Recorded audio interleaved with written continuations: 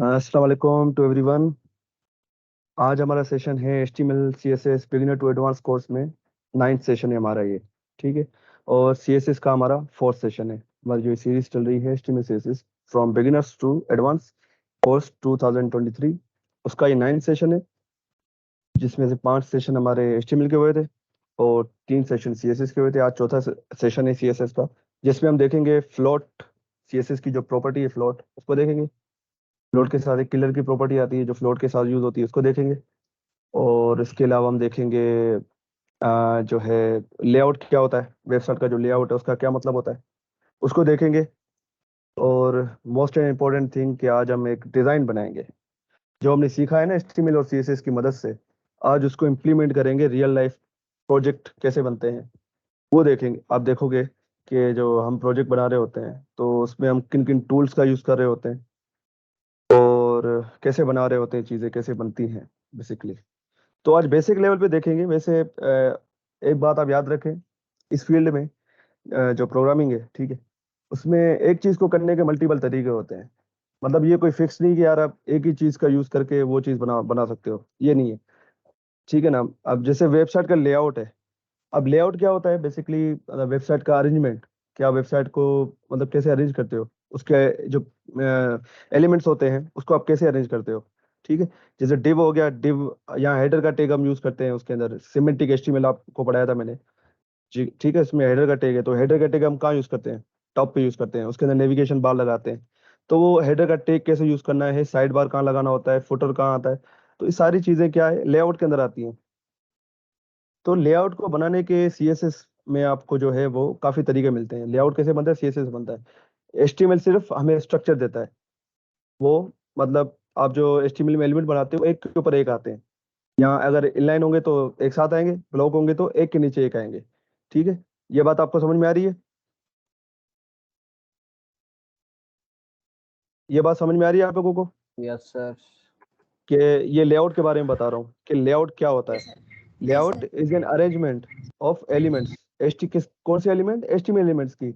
और उनको कैसे अरेंज करते हैं, हम CSS की मदद से अरेंज करते हैं। कि वेबसाइट में जो है हम के हेडर को या लोगो को कहाँ लगाते हैं, आपको पता है लोगो को हम हेडर में लगाते हैं, नेविगेशन बार को कहाँ लगाते हैं। मतलब इसके लेआउट को डिजाइन करने के आपके कुछ मोटिव्स भी हो सकते हैं कि आपको ऐसी वेबसाइट बना रहे हो जिस पे आपको इमेजेस दिखानी है, तो आप इमेजेस का एक कंटेनर बनाओगे, उसके अंदर डिफरेंट डिफरेंट इमेजेस को आप एक ग्रिड शेप के फॉर्म में रखोगे। ठीक है।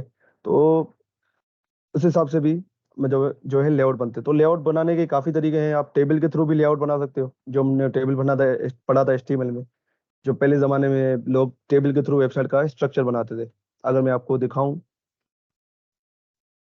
ब्राउजर पे जाके ये टेबल के थ्रू बना हुआ स्ट्रक्चर कैसा लगता है,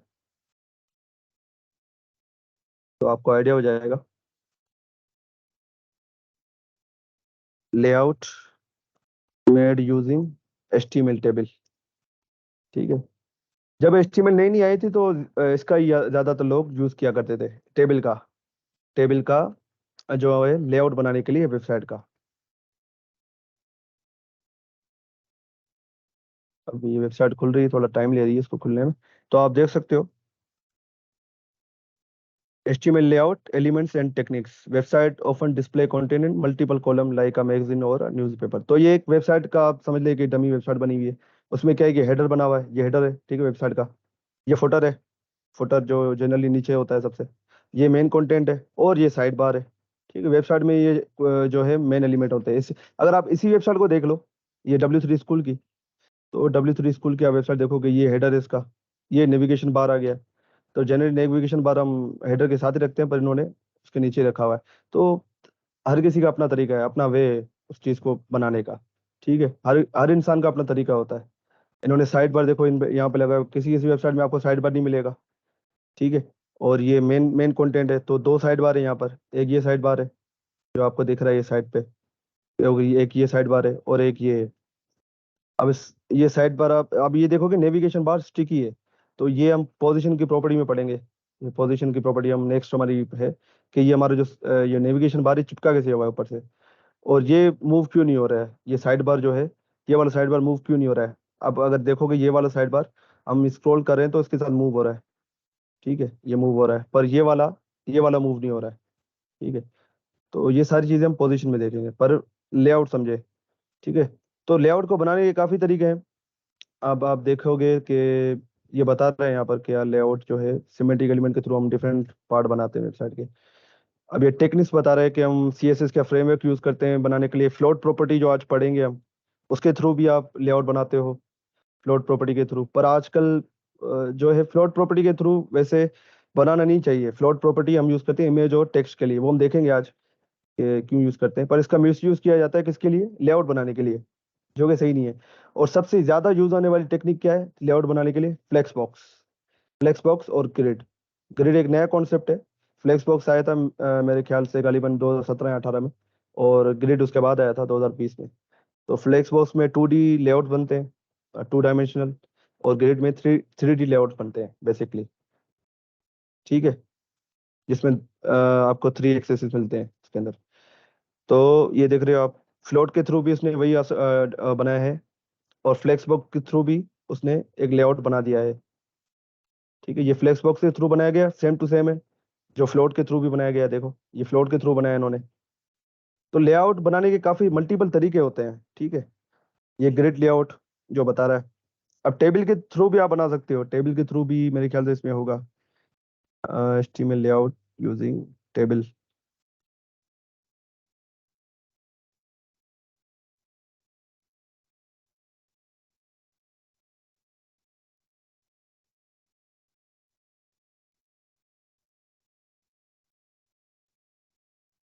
इमेजेस पे आते हैं।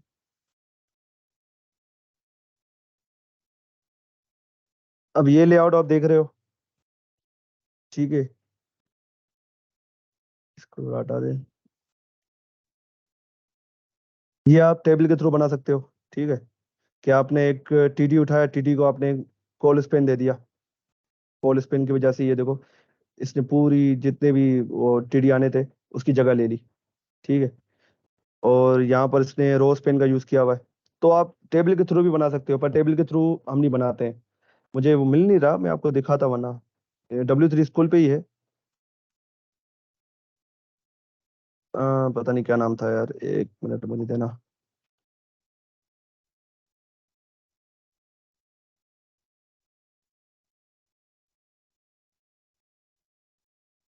Layout using HTML table.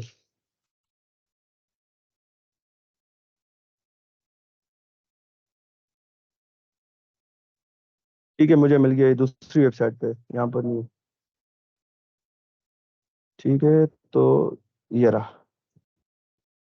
ठीक है, तो ये बता रहे हैं कि आप टेबल के थ्रू भी जो है वो अपना लेआउट बना सकते हो। The simplest and most popular way to create layout is using HTML table. ठीक है, टेबल के थ्रू कब बनाया जाता था? जब शुरुआत में, जब HTML नहीं आई थी, तब ये फ्लेक्स बॉक्स हमारे पास नहीं था। फ्लेक्स बॉक्स अभी 2017 में आया है। उससे पहले फ्लोट और पोजीशन प्रॉपर्टी जो है, जिसमें पोजीशन, एब्सोल्यूट, रिलेटिव, ये सारी चीजें आई।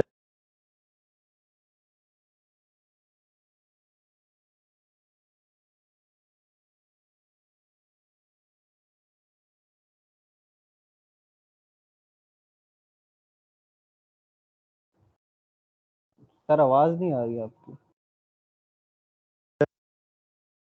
अच्छा, आवाज नहीं आ रही थी? अभी आ हेलो, रही है सर। अभी आ रही है अच्छा, सर। पहले नहीं आ रही थी। क- कब से बंद है आवाज मेरी? वो जब आपने बोला कि टेबलें बनती थी। मतलब कितने मिनट हो गए? मुझे पता नहीं, मैंने नहीं सर, बोलते अभी ही जा रहा हूँ।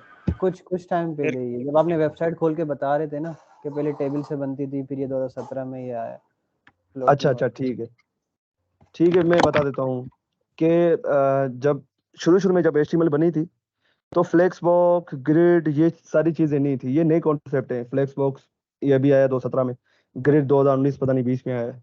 ठीक है, तो उससे पहले लेआउट तो बनते थे ना वेबसाइट के। वेबसाइट आपने देखी है, तो कैसे बनते थे? वो बनते थे यहाँ तो HTML टेबल के थ्रू, जो टेबल हम यूज करते हैं उसके थ्रू। कैसे बनते थे उसके, मतलब वो कॉल स्पेन, रो स्पेन के थ्रू वो बनाया करते थे। ठीक है, और उसके अलावा फिर पोजीशन प्रॉपर्टी आई, फ्लोट प्रॉपर्टी आई। फिर फ्लोट प्रॉपर्टी के थ्रू हम बनाने लगे, उसमें हम राइट लेफ्ट कर सकते थे अपने एलिमेंट्स को ना, राइट अलाइन कर सकते थे, लेफ्ट अलाइन कर सकते थे।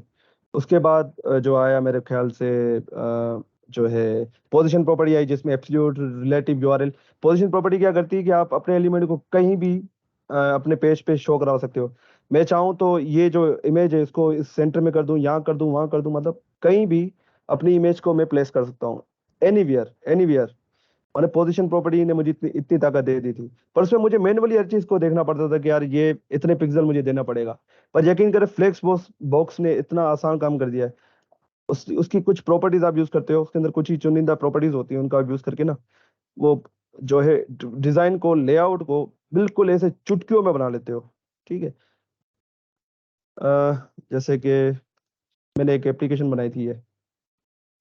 ठीक है, तो ये मैंने एक ब्लॉग बनाया था फॉर प्रोग्रामर्स। ठीक है, तो इसमें मैंने फ्लेक्स बॉक्स का यूज किया हुआ है। तो फ्लेक्स बॉक्स के थ्रू ये मैंने जो है बहुत ही इजीली और जल्दी बना ली थी वेबसाइट ये।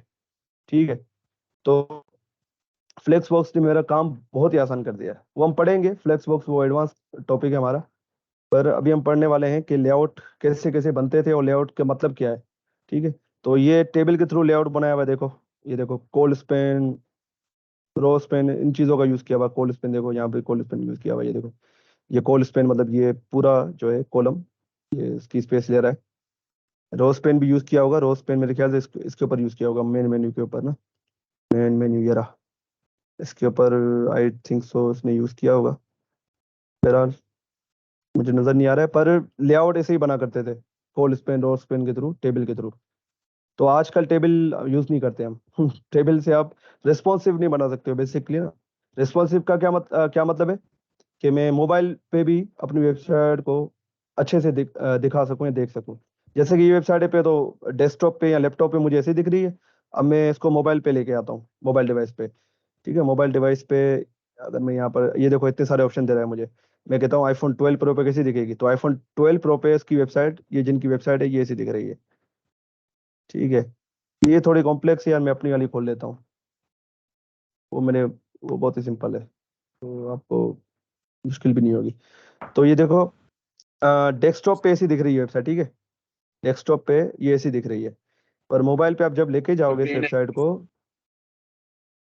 जी, स्क्रीन आएंगे आपकी, स्क्रीन आएंगे। स्क्रीन अभी शो हो रही है वेबसाइट जो मैंने की हुई है। Yes sir. आपके शायद इंटरनेट में इशू होगा। शायद, ओके ठीक है। ठीक है, तो ये देखें कि लैपटॉप पे ये ऐसी दिख रही है वेबसाइट। ठीक है, ये सिंपल सी वेबसाइट है, इसमें कुछ ही मैंने जो आर्टिकल्स लिखे हुए हैं, इस पे क्लिक करें तो आर्टिकल खुल जाता है इसका। ठीक है, तो अगर मोबाइल पे देखें इसको, मोबाइल पे देखें तो आपको ऐसी दिख रही है। वो जो साइड में आ रहा था वो गायब होके इसके अंदर चला गया। वो इस पे क्लिक करूंगा तभी ये शो हो रहा है, देख रहे हो। इस पे क्लिक करूंगा तभी शो, ये कहाँ से आया, ये यहाँ पर तो था नहीं। यहाँ पर तो आपको कहीं नहीं दिखेगा। ये हैमबर्गर साइन बोलते हैं इसको हम क्या कहते हैं, हैमबर्गर, हैमबर्गर साइन। ठीक है, अब इस पे क्लिक करता हूँ तब मुझे अपना ये नेविगेशन बार या हेडर शो होता है। ठीक है, उसी तरह इमेज का साइज भी छोटा हो गया, मेरे जो है जो वर्ड्स है उनका साइज भी छोटा हो गया।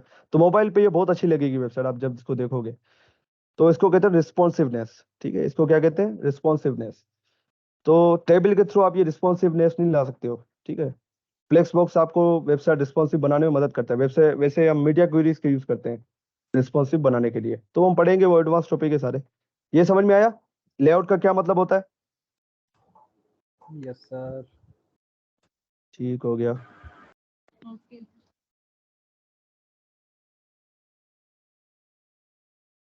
एक काम करता हूँ मैं, आप लोग क्या एक काम करें तब तक, जो व्हाट्सएप जो हमारा ग्रुप है वहां पर प्रेजेंट लिख दिया अपने नाम के साथ, जो आपका माइक्रोसॉफ्ट टीम टीम में जो नाम है ना आपका। और मैं बीच में या लास्ट में अटेंडेंस लिंक शेयर करूंगा, तो उसको जरूर फिल कीजिएगा। ठीक है, तो अभी ग्रुप में जाके आप अपनी अटेंडेंस दे दें फिलहाल। फिर मैं फॉर्म भी शेयर करूंगा, वो फॉर्म आपको लाजमी फिल करना है। मुझे बस 2 मिनट दें।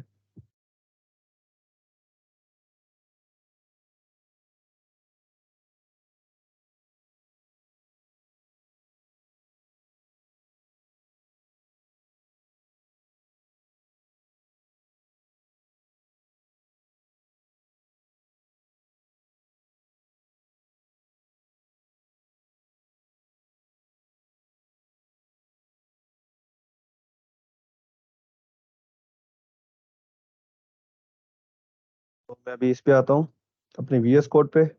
स्क्रीन को अभी चेंज करता हूँ और इसको लेके आता हूँ यहाँ पर। VS कोड ठीक हो गया। मैं यहाँ एक फाइल बना लेता हूँ, index.html, और एक फाइल बनाएंगे हम style.css के नाम से, ताकि हम अपनी स्टाइलिंग अपनी वेबसाइट पे या HTML पेज पे कर सकें। ठीक हो गया। CSS session 4।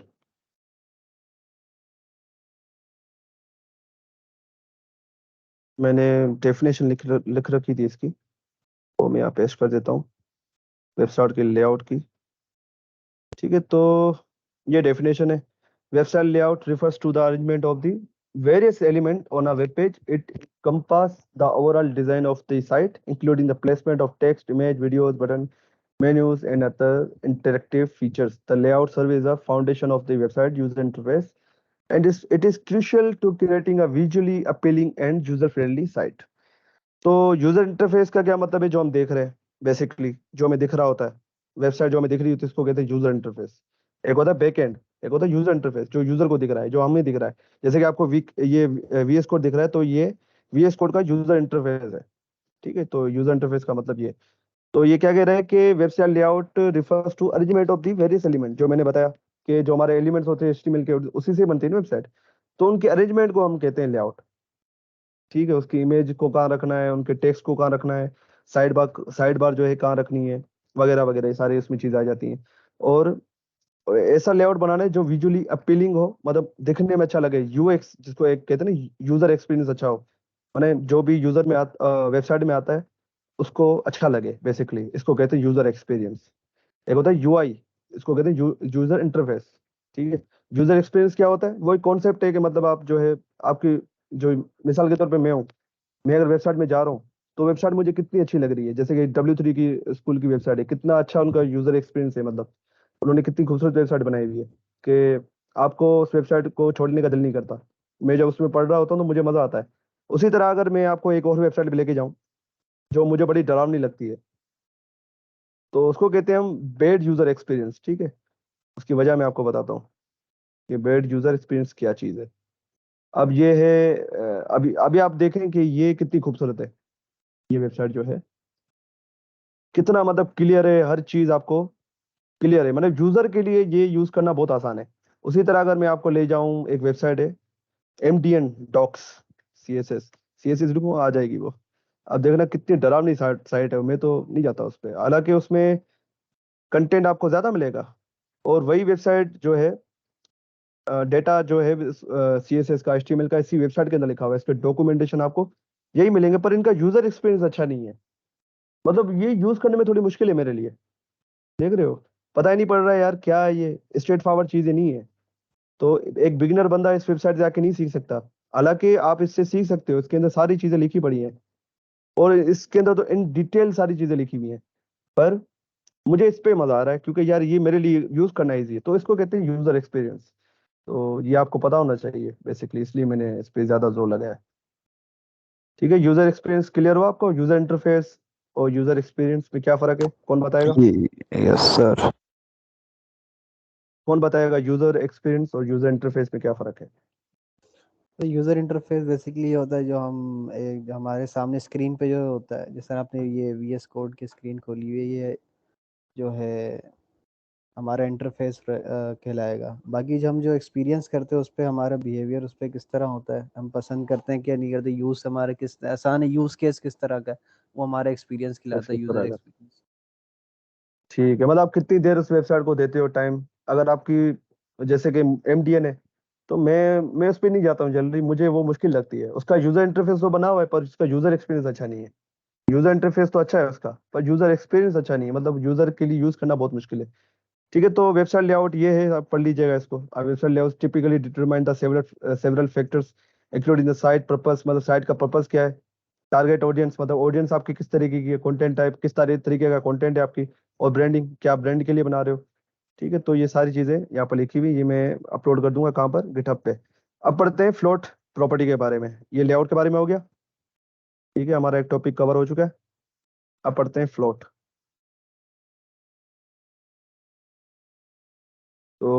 फ्लोट, इसके लिए मैं काम करता हूँ, एक IMG का टैग बनाता हूँ फ्लोट को समझने के लिए। फ्लोट हम इतना अब यूज़ नहीं करते हैं, तो इसके बारे में इतनी डिटेल में जाना कोई समझदारी नहीं है। एक इमेज में इंटरनेट से उठा लेता हूँ ताकि मैं जो है उसको, यार एक तो ये साइट हो रहा नहीं है, एक मिनट मुझे दें। मैं एक इमेज को कॉपी कर लेता हूँ, कॉपी इमेज लिंक, और ये इमेज में यहाँ पर, this is called absolute link. कोई मुझसे पूछ रहा था रिलेटिव और एब्सोल्यूट में क्या फर्क है, तो ये भी बता देता हूँ, ये पहले भी बता चुका हूँ मैं। एब्सोल्यूट में क्या होता है कि आप पूरा एड्रेस बता रहे होते हो कि यार ये इस डोमेन पे bing.com पे जाओ, फिर ये कोई इसका कोई पैरामीटर है, ठीक है, उसके बाद यहाँ इसकी फाइल पड़ी हुई है। और रिलेटिव में क्या होता है कि जैसे कि ये फाइल है, ये फाइल है, ये क्या है, इसी फोल्डर पे है, मैं क्या करूंगा, सीधा इसका नाम दे दूंगा HTML CSS। मुझे पूरा पाथ बताने की जरूरत ही नहीं कि इस फोल्डर में है, आप इसमें फलाना ढिमकाना, ये भी ना कोई फोल्डर में तो होगी ना। अगर मैं इसको खोलूं रिवील इन फाइल एक्सप्लोरर, तो आप देखें कि जिस पीसी के अंदर है, फिर लोकल डिस्क है, इसका पूरा पाथ उठाना है तो पूरा पाथ ये है, इसको कहते हैं absolute path. This is called absolute path, this is called absolute path. Image, एक मिनट, थोड़ा बड़ा हो गया ये देखिए इसमें और इसमें कितना फर्क है। अब इसमें हम एक एक चीज को बता रहे हैं कि यार ये ई फोल्डर के अंदर है, ई फोल्डर के अंदर एक फोल्डर है प्रोजेक्ट्स के नाम से, उसके अंदर, फिर उसके अंदर भी HTML कोर्स 2023 है उसके अंदर है, उसके अंदर भी एक फोल्डर है 9 HTML CSS सेशन 9, और उसके अंदर मतलब पूरा पाथ मुझे इसको बताना पड़ रहा है। उसके बाद मैं सर एक यहाँ पर क्वेश्चन है अपनी फाइल का नाम बता दूंगा। जी पूछे। सर, अगर इस पाथ को हम वैसे अगर किसी वेरिएबल में स्टोर करवा दें ताकि फ्यूचर में हम जी सारा पाथ लिखने के बजाय सिर्फ वो वेरिएबल का हम कॉल करवा दें, ऐसा भी हो सकता है?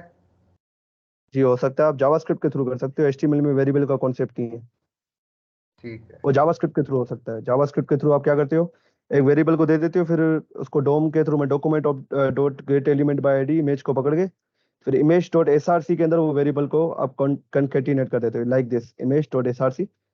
ये पूरा कोड नहीं मैं लिख रहा, तो उसके अंदर हम वेरिएबल कैसे लिखते हैं, हम डायरेक्ट उस वेरिएबल का नाम दे देंगे इमेज, या कोई भी नाम होगा उसका, माई इमेज, ठीक है। ये कोई वेरिएबल बना होगा जिसपे ये सेव होगा। ये कैसे बना होगा, वहां पर ऐसे बना होगा, माई इमेज, एक वेरिएबल बना होगा वॉर या लेट। लेट आपने पढ़ा नहीं तो मैं लेट को भी यूज नहीं कर रहा, वॉर इमेज। और ये पाथ जो है मैं एज अ स्ट्रिंग, पूरी स्ट्रिंग में यहाँ से कॉपी करूंगा, एज अ स्ट्रिंग यहाँ उसको पेस्ट करूंगा, ऐसे नहीं करूंगा वरना ये काम नहीं करेगा। एज अ स्ट्रिंग ही आपको देना पड़ेगा इसको, जो आर्गूमेंट है इसका, सॉरी इसकी वैल्यू है जो, ठीक है, तो इस एज अ स्ट्रिंग दोगे। ये तो मैं ऊपर ऊपर से बता रहा हूँ, पर उसके लिए हमें काफी चीजें करनी पड़ती है, like document dot gate element by ID, इसको पकड़ना पड़ता है इमेज को। फिर इसके बाद हम वेरिएबल को उसके अंदर इमेज को सेव कराते हैं वेरिएबल के अंदर। उसके बाद इमेज img डॉट src करके उसके अंदर हम इमेज को सेव करते हैं। तो अभी हमने जावास्क्रिप्ट पढ़ी नहीं है तो उसकी तरफ नहीं आते हैं। फ्लोट ये है, ठीक है, फ्लोट आप देखते हैं, और उसके नीचे में एक टेक्स्ट लिख देता हूँ। अब इसमें डमी टेक्स्ट जनरेट करने का एक बहुत अच्छा तरीका है, इसमें अपना क्या नाम है, VS कोड पे एक कहते हैं लोरम इप्सम। अब लोरम इप्सम क्या करता है, मुझे डमी टेक्स्ट दे देता है, ये देखो पता नहीं क्या लिखा हुआ है, लोरम इप्सम डॉलर सिट अमिट कंस्ट्रक्टर में, इसका कोई मतलब नहीं है, ठीक है। तो मैं चाह रहा हूँ कि यार थोड़ा बड़ा हो टेक्स्ट, तो मैं क्या करता हूँ, आप क्या करो कि लोरम लिखो, लोरम आ गया। अब इसके आगे लिख दो 50। अब ये 50 वर्ड का आपको एक बना के दे देगा, ये 50 वर्ड का इसने मुझे पैराग्राफ बना के दे दिया है, टेक्स्ट जनरेट करके दे दिया है। अब इसको अगर मैं देखूं, इस पे शो प्रीव्यू करूंगा, मैं ब्राउजर नहीं खोलूंगा, मुझे बार बार चेंज करना पड़ेगा। अब मैं चाह रहा हूँ कि यार जो ये मेरा टेक्स्ट है ना, ये जो टेक्स्ट लिखा हुआ है, एक काम करता हूँ, पहले इसकी विड्थ भी कम कर देता हूँ, इमेज की ना विड्थ बहुत बड़ी है इसकी, मैं कर देता हूँ इसको 50 पिक्सल। 50 पिक्सल बहुत छोटी हो गई, 200 पिक्सल ये अच्छी लग रही है, ठीक है, ओके हो गया। साइज इसका छोटा हो गया, विड्थ भी छोटी हो गई, हाइट भी छोटी हो गई। आप अगर आप हाइट दोगे तो विड्थ भी ऑटोमेटिक ले लेगा, विड्थ दिया तो हाइट ऑटोमेटिक इसने ले ली। तो ये HTML का फीचर है बेसिकली। ये अब क्या मुझे क्या करना है कि ये जो है, ये कंटेंट जो है उसके बराबर में लेके आना। आपने देखा होगा कि तस्वीर के बराबर में कुछ ना कुछ लिखा होता है, ठीक है ना। Yes, तो sir. उसके लिए मैं क्या करूंगा, सबसे पहले तो मुझे अपनी CSS फाइल को लिंक कराना पड़ेगा। CSS फाइल को कैसे लिंक कराते हैं, लिंक लिंक और Think जो yes, है, CSS था, एक semicolon minute, CSS. Colon CSS link colon ये CSS, ठीक है। स्टाइल डॉट CSS के नाम से हमारी फाइल है। इसका क्या मतलब है, रिलेशन का क्या मतलब होता है, कौन बताएगा? ये जो एट्रीब्यूट है रिलेशन नाम का,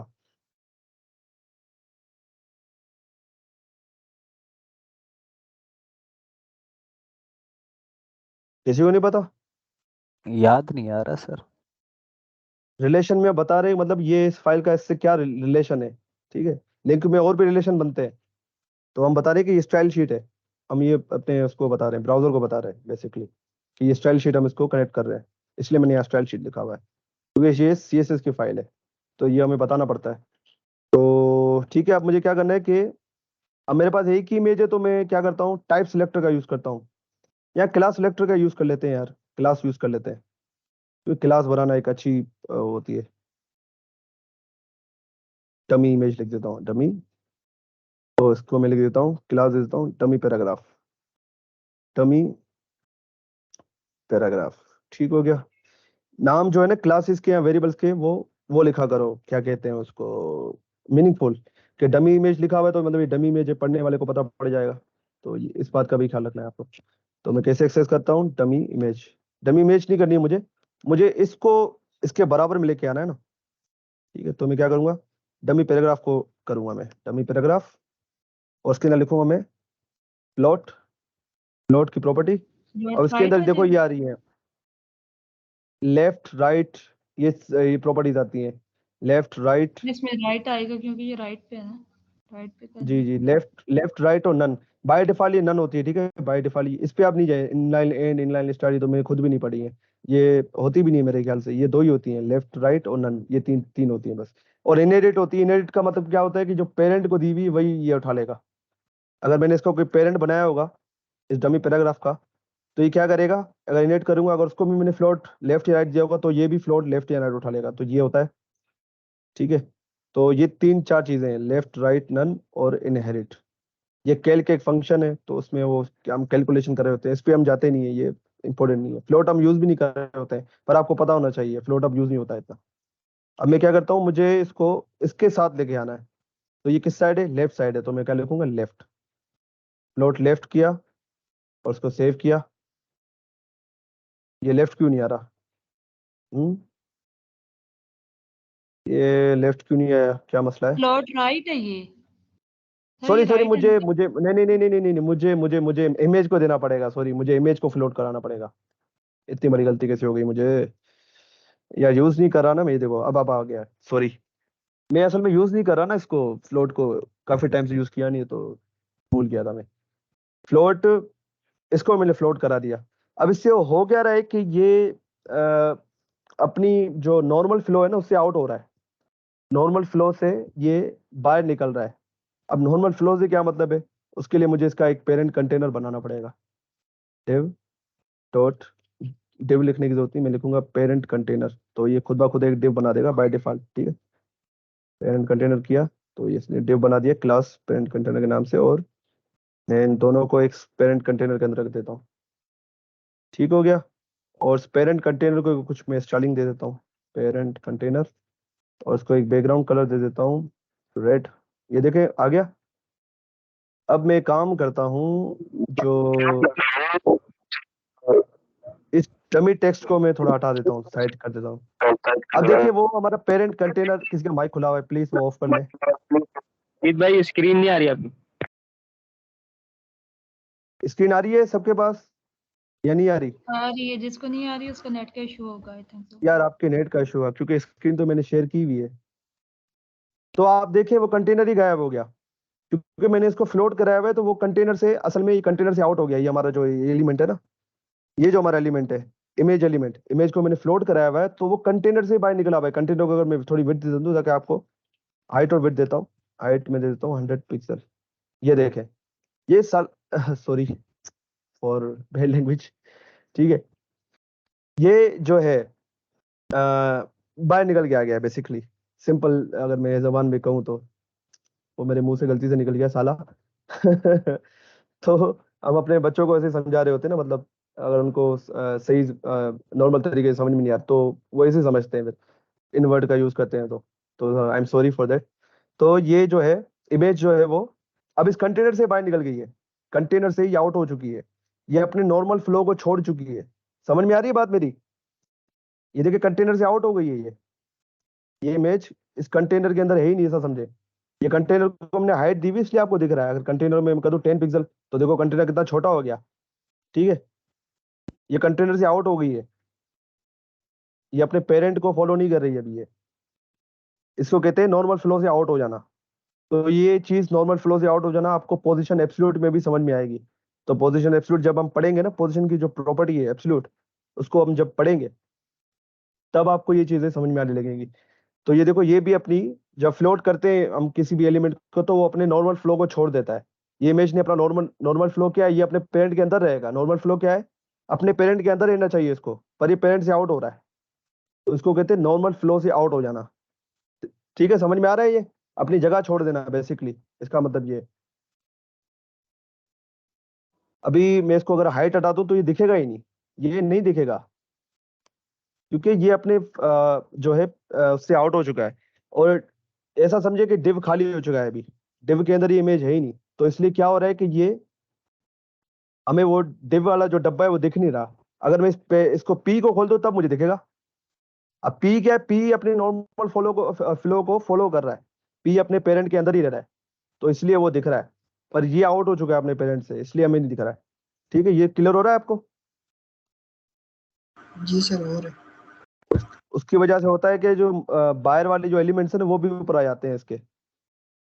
ठीक है, जो नीचे एलिमेंट बने होते हैं ना वो भी ऊपर आ जाते हैं फिर, क्योंकि ये अपनी नॉर्मल फ्लो छोड़ चुका है।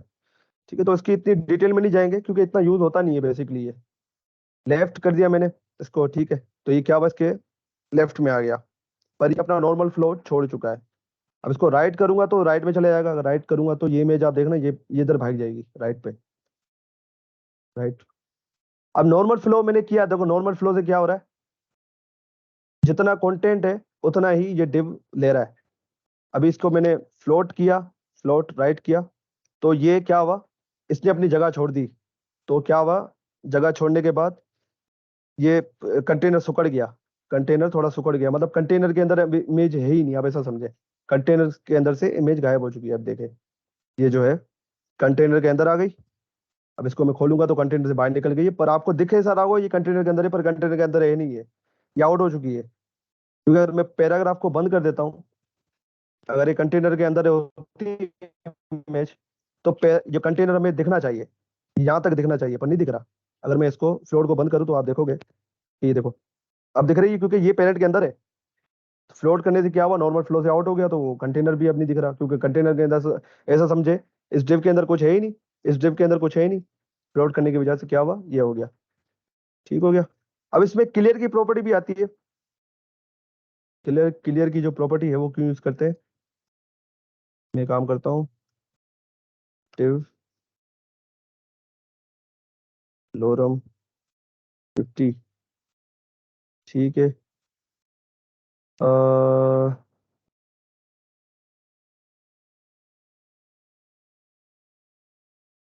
डमी पैराग्राफ, इसको भी अगर मैं फ्लोट कर दूं लेफ्ट,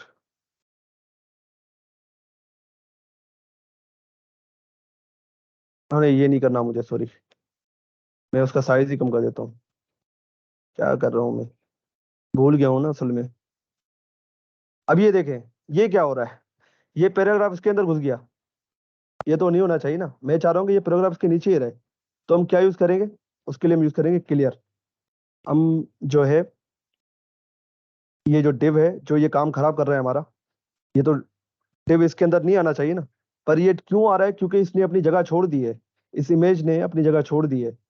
तो ये डिव अपने उतना ही साइज ले रहे जितना उसको चाहिए। अगर मैं फ्लोट हटा दूं, मुझे ऐसा काम चाहिए कि ये डिव से नीचे ही हो।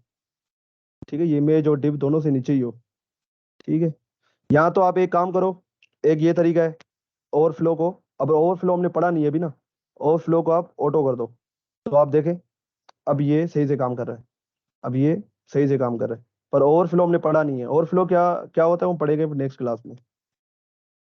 ठीक है, ये डिव सुकड़ गया है जिसकी वजह से ये यहाँ जगह इसको मिली, इस पैराग्राफ को जगह मिली यहाँ पर, तो ये ऊपर आ गया, सरक गया। क्योंकि यहाँ इसको जगह दिख रही है, क्योंकि ये अपनी पोजीशन छोड़ चुका है, ठीक है। अगर ये इसके अंदर डिव के अंदर होता तो या कभी नहीं आने देता, ये देखो नीचे चला गया। तो अभी जगह छोड़ चुका है तो ये इसका फायदा उठा रहा है। तो फायदा नहीं उठाए तो हम क्या करते हैं, इसको पकड़ते हैं, second dummy text, second dummy text, और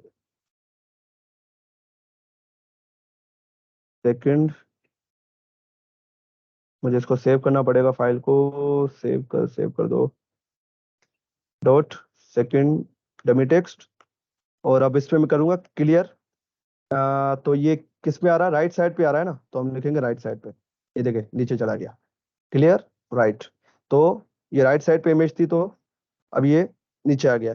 अगर लेफ्ट पे होता तो हम लेफ्ट लिखते, अगर दोनों साइड पे इसको मसला हो रहा तो हम लिखते बहुत। तो तीन इसमें वैल्यूज यूज होती हैं, बहुत भी आप यूज कर सकते हो। देखो अगर लेफ्ट और राइट दोनों से अगर कोई दो पिक्चर्स है, एक लेफ्ट हो रही है, एक राइट हो रही है, और ये बीच में उनके आ रहा है, तो आप बहुत लिखोगे, लेफ्ट राइट दोनों से हो जाए।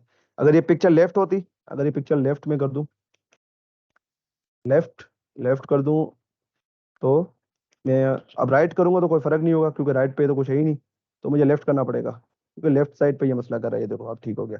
तो ये फ्लोट समझ में आया। फ्लोट अब इतना यूज होता नहीं है, तो आप टेंशन नहीं ले, बस आपको पता होना चाहिए कि फ्लोट काम कैसे करता है। तो समझ में आ गया आपको? Yes sir. सबको क्लियर हुआ तो वो हैंड्स वाला ऑप्शन मुझे जो आता है ना वो दे दें, हैंड रेस कर दें, तो मुझे पता लग जाएगा कि आपको चीज़ें क्लियर हो गई हैं। मैंने बिल्कुल इन डिटेल जाके समझाया, आपको यूट्यूब पे नहीं मिलेगा कि ये सारी चीज़ें जो है ना, क्योंकि वहाँ ऊपर ऊपर से पढ़ा रहे होते हैं। तो ये भी मैंने खुद रिसर्च करके ही पढ़ा हुआ है, डिफरेंट डिफरेंट आर्टिकल्स पढ़ के। ठीक है, और लोग सो रहे हैं क्या? तकरीबन छः जनों को शुरू हुआ है, 15 जने हैं यहाँ पर, और सिर्फ 6 जने ने अपना हैंड रेस किया है, और कोई जाए नहीं। अभी अटेंडेंस भी होगी, ठीक है, मैं अटेंडेंस का लिंक शेयर करूंगा, तो आप लोग जाना नहीं अटेंडेंस के बगैर। जो अटेंडेंस फुल नहीं करेगा उसको, जो हमारा एक्टिव लर्नर्स का ग्रुप है उसमें ऐड नहीं किया जाएगा, तो इस बात का ख्याल रखें। सर ये ठीक है, रीजन कोड वीएस कोड आप हैंड रेस आप जो है डाउन कर सकते हो अपने। अब हम आते हैं लेआउट पे अपने, जो मैंने लेआउट का बोला था ना आपको। तो मैं काम करता हूँ, एक अलग से एक HTML की फाइल बना लेता हूँ, layout.html के नाम से। ये क्या बन गई, ये क्या एक्सटेंशन आ गया इसका, चेंज हो गया एक्सटेंशन इसमें, आइकन चेंज कर दिया इसका, आई डोंट नो क्यों। अगर मैं इसको करूँ इंडेक्स तो बनी हुई है, इंडेक्स 2 करूँ, इसमें तो HTML5 वाला जा रहा है। तो लेआउट क्या रिजर्व वर्ड है क्या, लेआउट? चलो यार ये कर लेते हैं, लेआउट डबल टी, वो पता नहीं कैसा वो आइकन दे रहा था। बहरहाल लेआउट, और इसके लिए मैं एक फाइल बना लेता हूँ layout.css, जो सिर्फ इस HTML फाइल के लिए होगी। ठीक है, तो एक बॉयलर प्लेट कोड जनरेट कर लेते हैं। हम बनाने लगे हमारा जो है ये वाला, जो है ये वाला क्या कहते हैं उसको, लेआउट। इसको हम डिजाइन करेंगे। इसको मैं थोड़ी देर के लिए बंद करता हूँ, और उसको मैं साइड पे लेके आता हूँ यहाँ पर। इसको देख देख के बनाएंगे हम, जो हमने सीखा है बेसिकली। इसको आप इजीली फ्लेक्स बॉक्स के थ्रू आप कुछ ही मिनटों में बना सकते हो, पर हमने फ्लेक्स बॉक्स अभी पढ़ा नहीं है, तो हम फ्लेक्स बॉक्स पे नहीं आते हैं। तो बेसिक HTML CSS डिजाइन ठीक हो गया। अब अब मैंने अब शुरू की क्लासेस में आपको क्या बताया था कि HTML का हर एलिमेंट एक डब्बा ही होता है। क्या होता है? HTML का हर एलिमेंट एक डब्बा होता है, ठीक है। तो आप जो है हर चीज को एक डब्बे की सूरत में देखें, कि ये एक डब्बा बना हुआ है, ये एक डब्बा बना हुआ है, दिख रहा है आपको? ये इमेज दिख रही है? यस सर, दिख रही। Yes sir. ठीक है, दिख रही है तो सही है। ठीक है, तो ये एक डब्बा है, ये क्या है, एक हेड का डब्बा है, हेडर का डब्बा है ये। अब इसके अंदर एक ये डब्बा बना हुआ है, जिसके अंदर ये टाइटल लिखा हुआ है, उसके अंदर ये, ठीक है। हर चीज को डब्बों में डिवाइड करो, डब्बों में डिवाइड करोगे तो आप इजीली लेआउट को बना लोगे। ये एक डब्बा बना हुआ है, ठीक है, उसके अंदर ये 1 2 3 4 5 लिंक रखी हुई है, ये भी डब्बे हैं क्योंकि एलिमेंट HTML का हर एलिमेंट डब्बा है। ये एक पूरा डब्बा बना हुआ है, पूरा इतना बड़ा साइज ले रहा है, उसके नीचे फिर ये 3 डब्बे बने हुए हैं। तो हम बनाते हैं इसको। तो सबसे पहले हमें ये डब्बा बनाना है। तो मैं क्या करता हूँ, तो हम डिव का यूज नहीं करेंगे क्योंकि हमारे पास सिमेंटिक एलिमेंट है, तो हम डिव का यूज क्यों करें। हाँ, सिमेंटिक एलिमेंट जब हमारे पास हैं तो हम डिव का यूज क्यों करें हम, क्योंकि ये सिमेंटिक एलिमेंट भी एक डिव की तरह ही है, खाली डिब्बे ही हैं, पर इनका कोई मतलब होता है बस। ये गूगल वगैरह SEO वगैरह के लिए काम आते हैं। तो हेडर हेडर मैंने इसके लिए बनाया है, ये हेडर, ठीक है। तो और हम हेडर में अब एलिमेंट के अंदर डिव वगैरह भी रख सकते हैं या नहीं रख सकते, जैसे रख आपने हेडर सकते हो, बनाया। रख सकते हो यार, आप कुछ भी यूज कर सकते हो। हेडर के अंदर आप डिव यूज करो, डिव के अंदर हेडर यूज करो, पर एक तरीका होता है ना काम करने का। मैंने क्या बोला था शुरू में कि भाई यार, काम को करने के मल्टीपल तरीके होते हैं, तो जो आपको सही लगे वो करो। तो मुझे ये सही लग रहा है तो मैं ये कर रहा हूँ। अब देखिए, एक डब्बा तो बन गया। अब इस डब्बे के अंदर 2 और डब्बे हैं। एक ये डब्बा है, तो ये डब्बा एक क्या है, इसको मैं डिव के अंदर रखूंगा क्योंकि ये एक लोगो का डब्बा है। तो लोगो के नाम से तो मेरे पास कोई वो है ही नहीं, लोगो का डब्बा, ठीक है, इसको नाम दे देते हैं लोगो का डब्बा। ठीक है, इसमें लोगो और ये नीचे जो लिखा हुआ वो आ जाएगा। ठीक है, हम पहले डब्बे में इसको डिवाइड करते हैं। इसके बाद ये नेविगेशन बार है, तो नेव नेव के लिए मेरे पास एक सिमेंटिक एलिमेंट बना हुआ है, तो मैं इसका यूज करूंगा। ठीक है, ठीक है, नेव बार। अब इसके अंदर ये UL बना हुआ है, UL के अंदर ये 5 LI बने हुए हैं। ठीक है, तो उसको हम देखते हैं। अब सबसे पहले इसको बनाते हैं। ठीक है, ये क्या है, एक हेडिंग होगी, इसको H1 में रख लेते हैं। H1 basic 88, basic 88। और उसके अंदर ये कुछ लिखा हुआ है, फ्री HTML वेबसाइट टेम्पलेट लिखा हुआ है कुछ।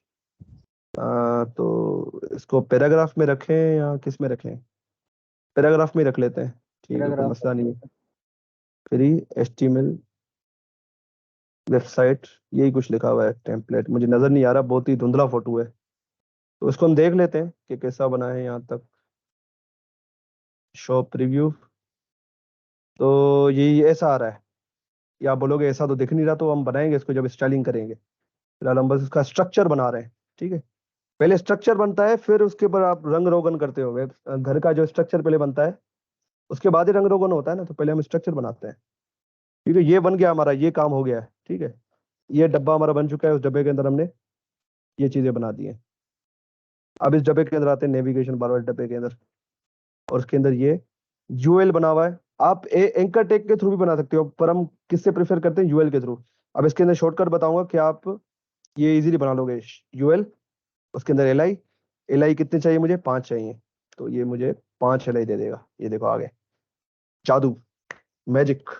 ठीक है, UL, तो इसके अंदर मैं क्या लिखता हूँ, टेक्स्ट लिंक, इसने ऐसा ही कुछ लिखा हुआ है, तो इसने सब में जो है टेक्स्ट लिंक लिखा हुआ है, टेक्स्ट लिंक, टेक्स्ट।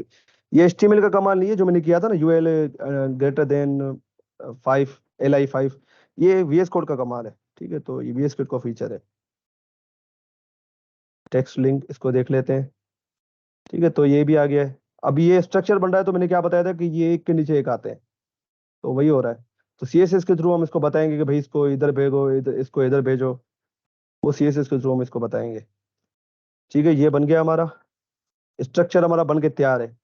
अब क्या करना है मुझे, अब CSS के थ्रू मुझे ये पूरा बनाना है। तो हम आते हैं CSS पे, सबसे पहले CSS को लिंक कराएंगे, और लिंक CSS स्टाइल, CSS की फाइल नहीं है हमारी, हमारी फाइल है layout.css।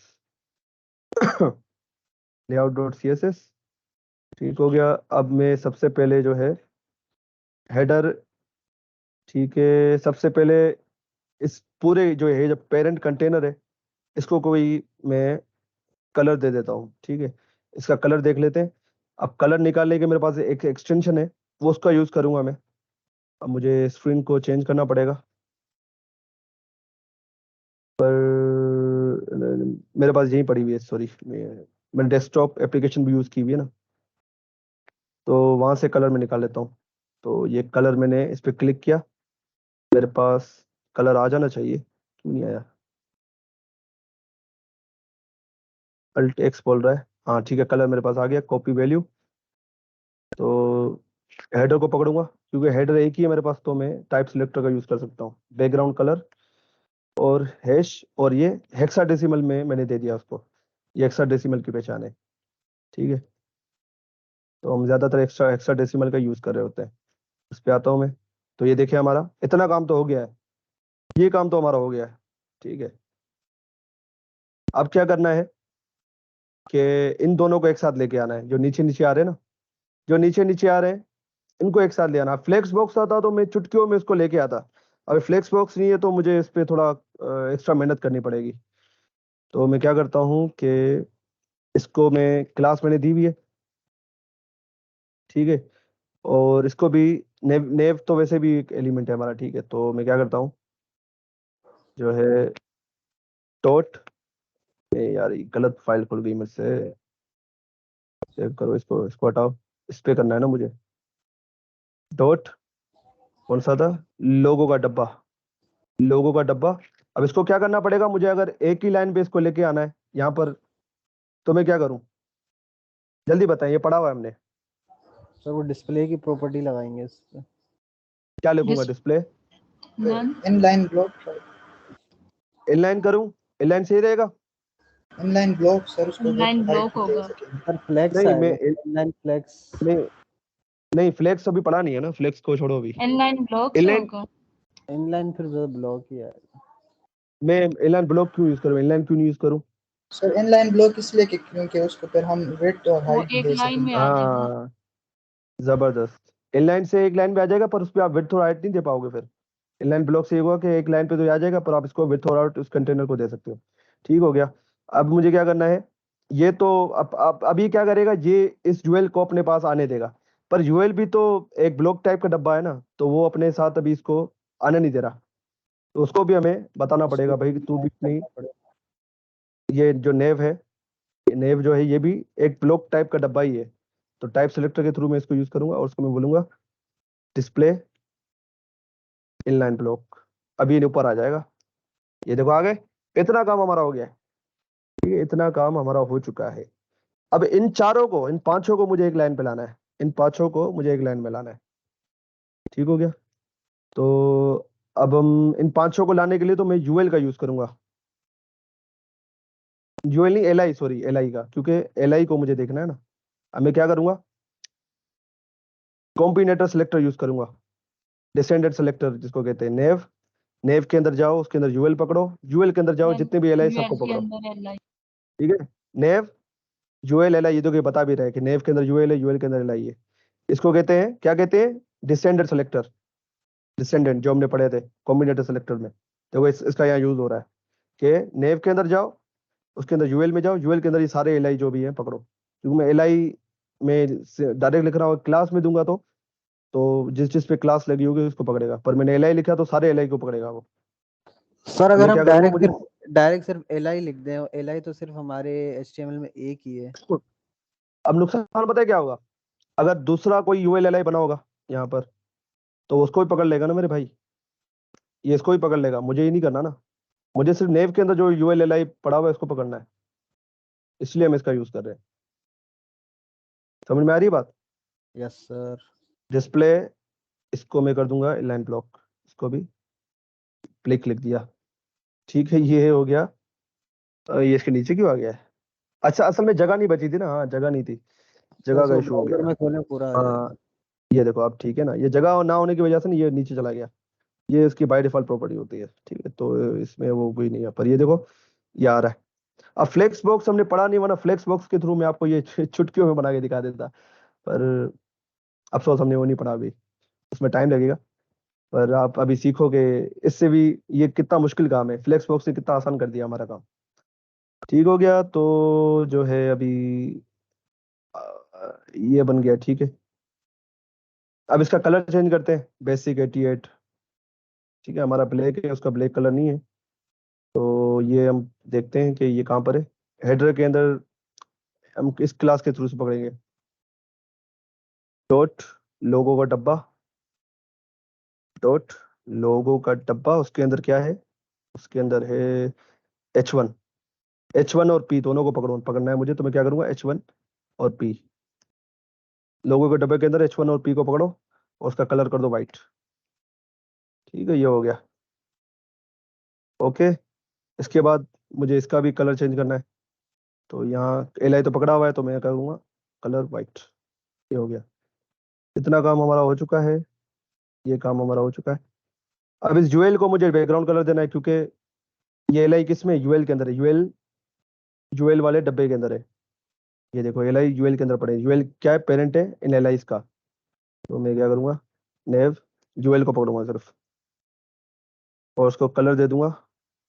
अब इसका कलर थोड़ा डार्क है, इससे मैं कलर निकाल लेता हूँ अपने कलर पिकर से।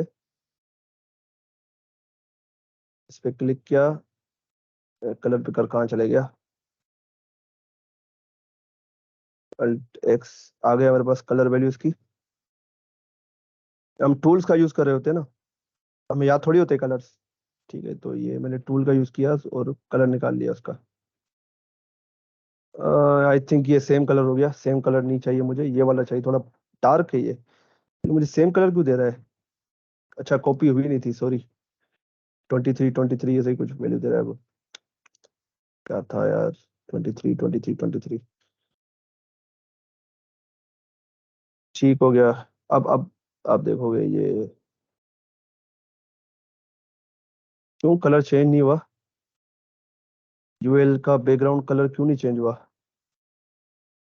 यूएल का बैकग्राउंड कलर, अच्छा सॉरी सॉरी सॉरी यार, आप लोग गलतियां बताते भी नहीं हो। कलर कर रहे हैं ना, बैकग्राउंड कलर करना है अगर तो बैकग्राउंड कलर होगा ना, तो बताओ तो सही, बैकग्राउंड कलर। ठीक है, ये हो गया, ठीक हो गया, ठीक हो गया।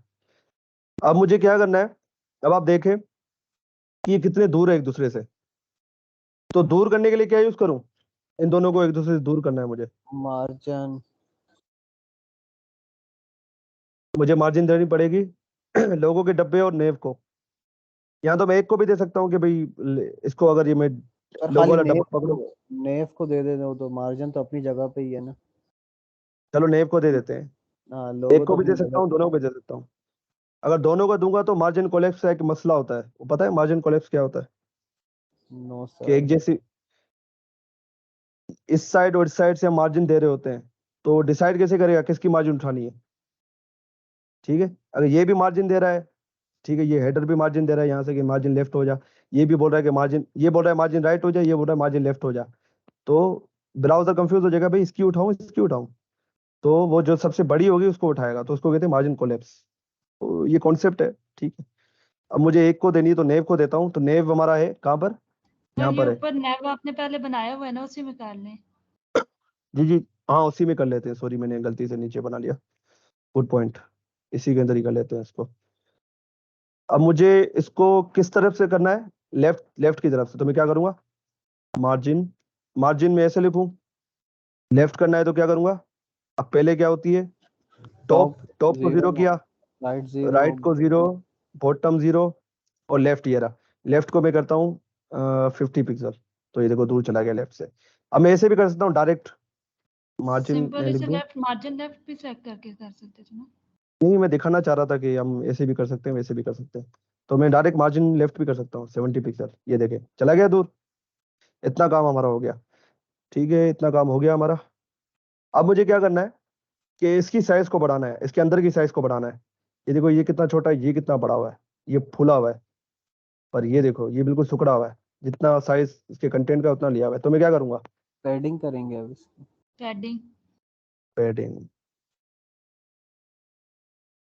पैडिंग मुझे चारों तरफ से देनी है, तो मैं क्या करूंगा, सिर्फ पैडिंग लिखूंगा। अब मुझे यहाँ पर इसको सेमी कोलन लगाया नहीं था, तो ये मुझे नहीं करने दे रहा है। अब मुझे चारों तरफ से पैडिंग देनी, तो मैं सिर्फ एक ही वैल्यू लिखूंगा, 50 पिक्सल, काफी बड़ी हो गई 50 पिक्सल। सॉरी मुझे यहाँ पैडिंग नहीं देनी है, क्योंकि ये यूएल के अंदर है ना, यूएल के अंदर जाना पड़ेगा, यहाँ देनी पड़ेगी पैडिंग, पैडिंग, और उसको दे देता हूँ 50 पिक्सल। ये देखो कितनी बड़ी हो गई, भाई इतनी नहीं चाहिए यार, ये इनफ है, ये ओके ओके, ठीक है, 20 पिक्सल की पैडिंग हो गई। ये भी काम हमारा हो चुका है। अब नेक्स्ट थिंग है ये, इनके आ जाए। इनके बीच में हमें अब जो है वो डिस्टेंस लाना है। ये देखो इसके बीच में डिस्टेंस है थोड़ा, ये कैसे लाऊं, जल्दी बताएं, ये कैसे लाऊंगा? LI में सर वो मार्जिन लगा देंगे। अब मार्जिन लेफ्ट दूं राइट दूं? मैं देता हूँ मार्जिन राइट, क्योंकि मुझे मार्जिन राइट सही लग रहा है कि मार्जिन राइट दूंगा एल को तो सारे एल को वो मार्जिन राइट मिल जाएगा। क्योंकि मुझे यहाँ से खिसकाना है, यहाँ से ऐसे खिसकाना है, तो मैं क्या करूँगा, एल में मार्जिन राइट, मार्जिन राइट, और मैं दे देता हूँ 30 पिक्सल। 30 पिक्सल ज़्यादा हो गया, 20 पिक्सल दे देता हूँ। तो देखो राइट से सबको मार्जिन मिल रहा है, ये भी, इसको भी मिल गया, इसको भी मिल गया। अब थोड़ा अच्छा लग रहा है, पर ये साइज कम होने की वजह से सेकंड लाइन में आ रहा है। ठीक है, तो ये ऐसे दिख रहा है। अब ये एक्स्ट्रा मार्जिन आ रहा है, एक्स्ट्रा मार्जिन आ रहा है, एक्स्ट्रा मार्जिन इसलिए आ रहा है क्योंकि हमने इसकी फिक्स विड्थ डिफाइन नहीं की इस कंटेनर की। तो इस कंटेनर की मैं एक फिक्स विड्थ डिफाइन कर देता हूँ। ये हमारा जो कंटेनर है पूरा हेडर का, मैं क्या कहता हूँ, विड्थ, विड्थ हो जाए इसकी 500 पिक्सल। 500 पिक्सल कम है, 600 पिक्सल कर देते हैं, ये भी कम है, 700 पिक्सल कर देते हैं, ये भी कम है, 800 पिक्सल हो जा। ठीक है, ये कुछ बेहतर है। अब ये फिक्स विड्थ इससे बड़ी नहीं होगी, देखो उससे बड़ी नहीं होगी। अब मुझे एक काम करना है, इसको सेंटर में लाना है, इस पूरे कंटेनर को मुझे लाना है सेंटर में। ये भी तरीका मैं आपको,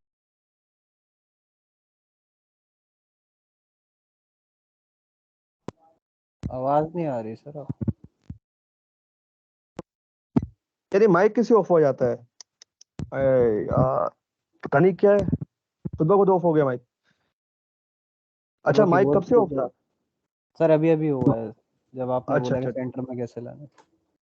पता नहीं कैसे ऑफ हो गया, मुझे नहीं पता चला। तो बहरहाल कीबोर्ड पे कोई बटन वटन तो नहीं है? आई डोंट नो यार, मैंने तो कोई प्रेस नहीं किया। बहरहाल अब मुझे इसको सेंटर में लाना है, तो उसके लिए एक है कि आप मार्जिन का यूज करते हैं हम। मार्जिन जीरो, जीरो क्या है, टॉप और बॉटम, और लेफ्ट और राइट से मैं इसको ऑटो कर दूंगा कि भाई लेफ्ट और राइट राइट से खुद ब खुद तू ले ले। अब देखो सेंटर में आ गया कि लेफ्ट और राइट से खुद ब खुद मार्जिन ले रहा है, ये लेफ्ट और राइट से खुद मार्जिन ले रहा है, अपने आप को एडजस्ट कर रहा है, ये ब्राउजर ब्राउजर करके दे रहा है मैं ये। ठीक है, अगर स्पेस होगा तो ये ले लेगा, अगर नहीं होगा तो ये बिल्कुल एक फिक्स फिट पे आ जाएगा। तो ये देखो हमारा इतना काम हो चुका है। ठीक है, इतना काम हो चुका है हमारा। यहाँ तो नहीं है बेसिकली, पर ये मार्जिन जीरो ऑटो मुझे समझाना था आप लोगों को कि अगर सेंटर में लाना है तो हम इसका हम ज्यादातर यूज कर रहे होते हैं। पर फ्लेक्स बॉक्स ने वो भी आसान कर दिया, फ्लेक्स बॉक्स ने काम सेंटर करने का बहुत आसान कर दिया है, तो हमें वो करने की जरूरत नहीं पड़ती बहरहाल। ठीक है, ये चीज समझ में आ गई। ये हमारा नेविगेशन बार बन के तैयार है। इसको भी अब वर्टिकली मुझे सेंटर में लाना है, तो उसमें बहुत टाइम लग जाएगा यार, इसको अगर मैं ऊपर लेके जाऊंगा। अगर फ्लेक्स बॉक्स होता तो एक ही प्रॉपर्टी लगाता, ये सेंटर में खुद ब खुद आ जाती। फिर इसको अब कैलकुलेट करना पड़ेगा, मार्जिन तो बॉटम से इतना तो ये सारा कैलकुलेट करना पड़ेगा, जो मैं करना नहीं चाह रहा अभी। हम बस देख रहे हैं बनेगा कैसे डिजाइन। तो समझ में आ रहा है ये आप लोगों को? Yes sir. जिस चीज को क्लियर हो गया है, ये हमारा नेव बार बन के तैयार हो चुका है, हमारा हेडर जो है। हैंड रेस कर लें जिसको समझ में आ चुका है।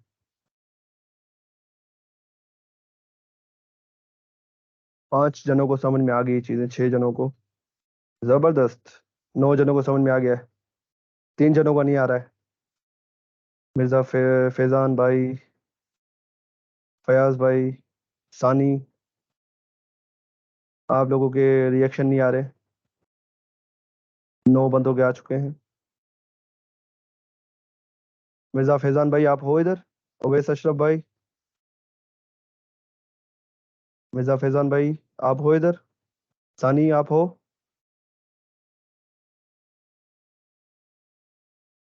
ठीक है, ओके हो गया। अब आप हैंड डाउन कर सकते हो।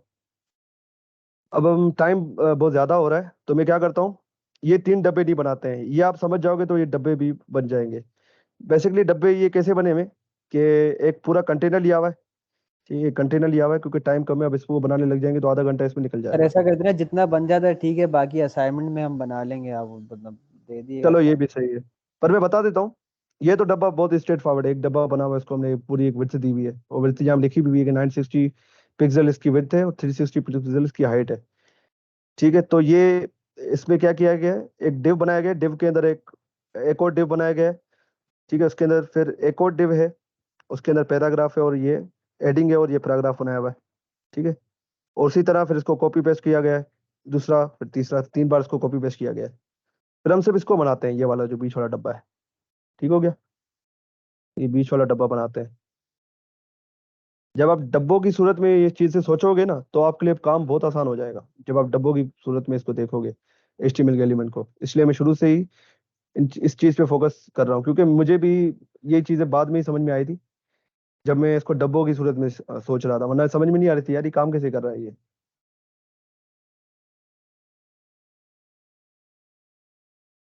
अब इसके लिए मैं कौन सा टैग यूज करूंगा? मेन टैग, क्योंकि हमारा ये मेन पार्ट है, ये मेन पार्ट है वेबसाइट का, तो इसके लिए मेन यूज करूंगा। उसके अंदर मैं क्या करूंगा, एक सेक्शन बनाता हूँ, ये सेक्शन है, सेक्शन।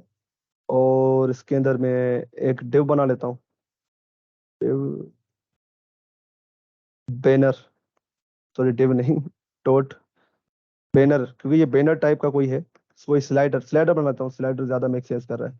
स्लाइडर कंटेनर केस में यहाँ पर कोई स्लाइडर आएगा। ठीक है। तो अब मुझे करना कुछ भी नहीं है, यहाँ लिखना है बस 960 x और 360 पिक्सल, बस इतना सा काम है HTML का हमारा। अब CSS का काम है बस। इस पे आता हूँ मैं, और मैं इसको पकड़ूंगा, जो हमारा स्लाइडर कंटेनर है, डॉट स्लाइडर कंटेनर, और उसको विड्थ दे देते हैं, विड्थ दे देते हैं हम। अभी ये विड्थ तो नहीं दे सकते, क्योंकि इसको जितनी विड्थ दी है ना मैंने, इस कंटेनर को उतनी विड्थ देता हूँ मैं, और उतनी ही देनी है, क्योंकि देखो ना आप, यहाँ पर इसकी थोड़ी विड्थ ज्यादा है, पर इन दो कंटेनरों की विड्थ सेम है, और मार्जिन 0 ऑटो करके इसको सेंटर में लाया गया है। तो मैं देखता हूँ इसकी विड्थ मैंने क्या दी थी, विड्थ मैंने दी थी 800 पिक्सल, तो इसको भी हम 800 पिक्सल ही दे देते हैं, ताकि ये एक जैसे लगे। उसको जब मार्जिन 0 आउट करूंगा तो ये एक ही साइज की और एक ही जगह पे खड़े हो जाएंगे। 800 पिक्सल, और इसको देख भी लेते हैं। डब्बा बन गया, पर दिख नहीं रहा मुझे, क्यों? इसलिए नहीं दिख रहा क्योंकि मैंने इसको बैकग्राउंड कलर नहीं दिया है, और उसको हाइट नहीं दी है। तो हाइट दे देते हैं इसको, तभी दिखेगा मुझे ये। हाइट दे देते हैं इसको 400 पिक्सल। ठीक है, हाफ ऑफ दी विड्थ दे दिया मैंने इसको, और इसको मैं बैकग्राउंड कलर दूंगा, तब जाके मुझे दिखेगा। अभी भी नहीं दिख रहा मुझे ये, साइज तो ले चुका है पर नहीं दिख रहा, क्योंकि बैकग्राउंड कलर नहीं दिया है। तो बैकग्राउंड कलर वही दे देते हैं जो इसको दिया हुआ है, अपने हेडर को। कॉपी कॉपी कॉपी, कॉपी गया। और यार कॉपी करने से डरो नहीं, गूगल से वगैरह से, पहले समझो फिर सारा काम कॉपी पेस्ट ही होता है। इसने ये क्या कर दिया सब? अच्छा अच्छा अच्छा, अभी ऐसा लग रहा है कि सबको इसने वो दे दिया है, पर ऐसा नहीं है। गैप नहीं ये आया। ये दोनों जुड़े हुए हैं, ये नेव बार और ये मेन कंटेनर दोनों जुड़े हुए हैं। तो मैं क्या करता हूँ, मार्जिन टॉप, मतलब इसको कहता हूँ कि मार्जिन थोड़ा ऊपर से मार्जिन ले ले, मार्जिन टॉप इसको कर देता हूँ 50 पिक्सल। तो 50 पिक्सल बहुत ज्यादा हो गया। अब ठीक है, अब ये सेंटर में लाना है मुझे इसको। अब ये देखो, ये सेंटर में खड़ा है, पर ये सेंटर में नहीं है। तो मैं क्या करूंगा, आ, इधर आ जा भाई। मैं क्या करता हूँ, या मार्जिन लिखता हूँ, और टॉप से मुझे देना है, कितना देना है, 20 पिक्सल। अब ये 20 पिक्सल दिया तो उसने क्या किया, चारों तरफ से ले लिया, पर मुझे नहीं चाहिए। टॉप से 20 पिक्सल, राइट से ऑटो कर दो। ठीक है, राइट से ऑटो कर दो। बॉटम से बॉटम से भी 20 पिक्सल दे दो इसको, और लेफ्ट से ऑटो कर दो, तो ऑटोमेटिक ये सेंटर में आ जाएगा। अब आप देखोगे ये बिल्कुल इसके बिल्कुल नीचे आ गया है ये। ठीक है, इसके बिल्कुल नीचे आ गया, क्योंकि ये दोनों एक ही साइज के हैं, और हमने मार्जिन 0 ऑटो दिया हुआ है इसको। ठीक है, इसको हमने थोड़ा बॉटम और राइट से भी दिया हुआ है मार्जिन, टॉप और बॉटम से, सॉरी टॉप और बॉटम से, और लेफ्ट और राइट से मैंने इसको किया हुआ है। अभी इसका मसला आ रहा है, इसको मुझे सेंटर में लेके आना, तो कैसे लेके आऊंगा?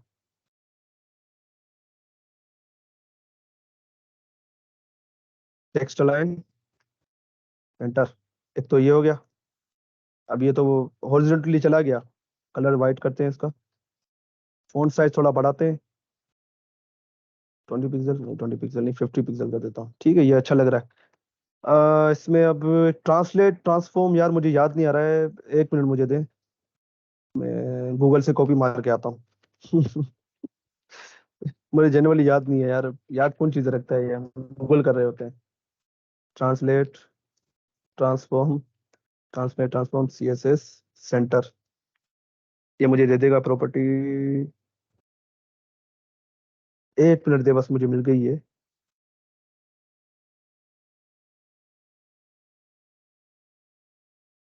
ठीक हो गया, मैंने उठा ली है transform.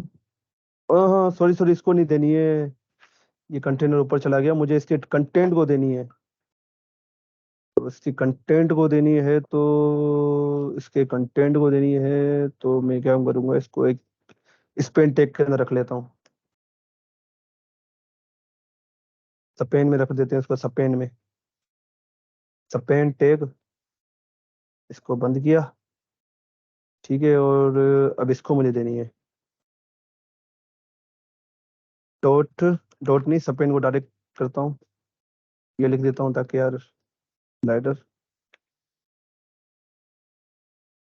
Container space Spain, Spain होता है, सॉरी स्पेन नहीं, मैं बस मजाक कर रहा हूँ। इसको दे दो ट्रांसलेट, यार ये क्या हो रहा है।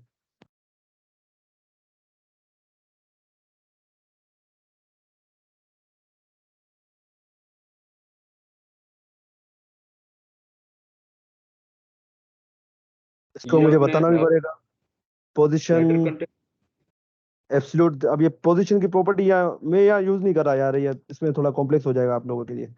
पोजीशन की प्रॉपर्टी में यूज नहीं करना चाह रहा, तो मैं क्या काम करता हूँ, इसको मैं मार्जिन के थ्रू ही कर लेता हूँ। मार्जिन टॉप से दे दो भाई इसको यार।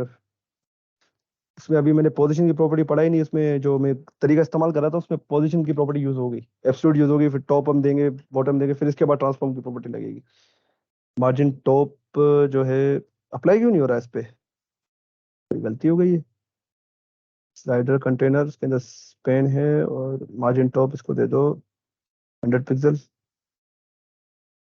ये हो क्या रहा है, मार्जिन टॉप, भाई लोग ये अप्लाई क्यों नहीं हो रहा है।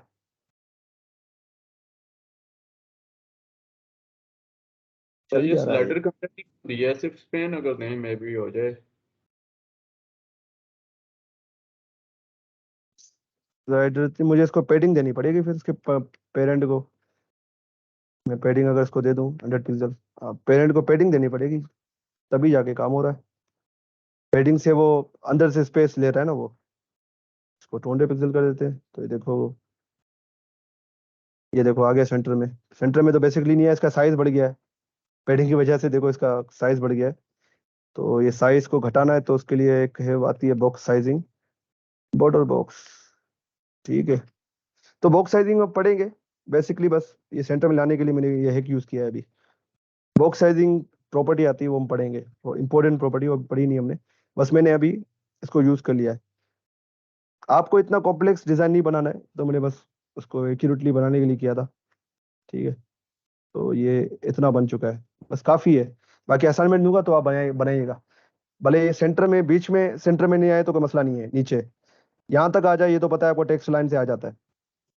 और ये जो चीज़ है, ये मैंने ऑलरेडी बता दिया है कि ये एक डब्बा बना होगा, एक डब्बा बना होगा, ठीक है, डिव बना होगा या सेक्शन बना होगा। उसके अंदर एक और डिव बना होगा जो कि एक थंबनेल को शो करेगा। उसके बाद उसका टाइटल होगा, लाइक यूट्यूब वीडियोस होती है ना, जैसे हमारी यूट्यूब वीडियोस होती हैं, अगर मैं आपको यूट्यूब की वीडियोस दिखाऊं कि वो भी ऐसे ही बनी होती हैं।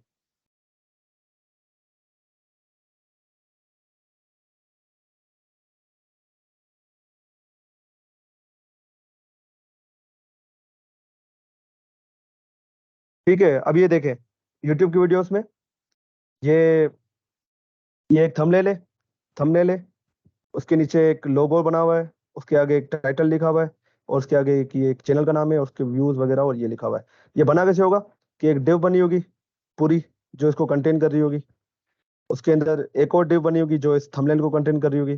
फिर एक और डिव बनी होगी जिसके अंदर ये टाइटल और ये लोगो आ रहे होंगे। फिर एक और डिव बनी होगी जिसके अंदर ये दो चीजें आ रही होंगी, ये फ्री रिकॉर्ड कैम और ये व्यूज, और ये चीजें आ रही होंगी।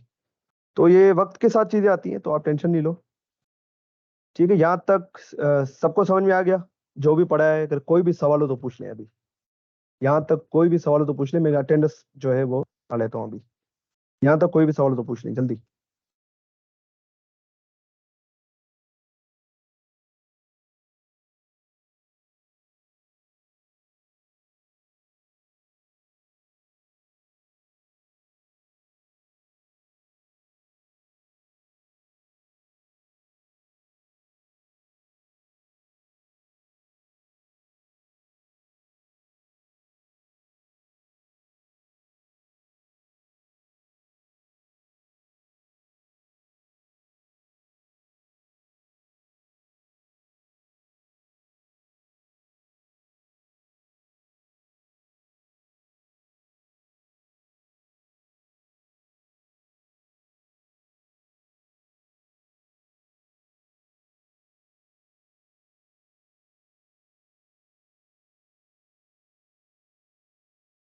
जी, किसी का कोई सवाल है? तो समझ तो आ गया, अब करेंगे तो फिर देखते हैं क्या क्या गलतियां करते हैं। हाँ, गलतियां करते करके ही बंदा सीखता है, घबराना नहीं है, ठीक है। ये वक्त के साथ चीजें आती हैं भाई, इतनी जल्दी नहीं आती हैं। सर वो तो जैसे खान जैसे साहब ने प्रैक्टिस, भी बोला सर घबराना नहीं है। घबराना नहीं है बिल्कुल। मुझे फॉर्म नहीं मिल रहा यार, कहाँ चले गया? मुझे बस 2 मिनट दें, मैं फॉर्म जो है निकाल के ले आता हूँ, जो मैंने लास्ट टाइम भी शेयर किया था आप लोगों के साथ, उसकी अटेंडेंस का फॉर्म।